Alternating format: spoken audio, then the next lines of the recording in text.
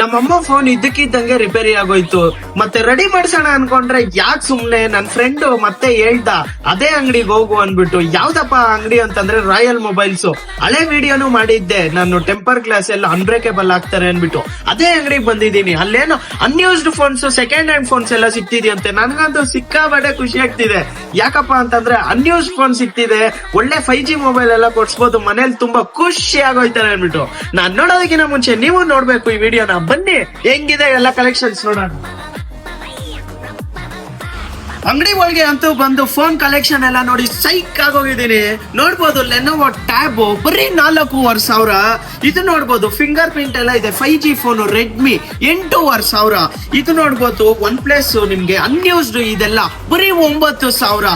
ಈ ತರನೇ ಒಳ್ಳೆ ಒಳ್ಳೆ ಕಲೆಕ್ಷನ್ಸ್ ಇದೆ ಗೊತ್ತಲ್ವಾ. ಅದೇ ಜಾಗ ಯಾವ್ದಪ್ಪ ಅಂತಂದ್ರೆ Electronic City, Pragathi Nagar, Chikkathogur main road, SNV tent opposite ಈ ಒಂದು ಅಂಗಡಿ ಇದೆ.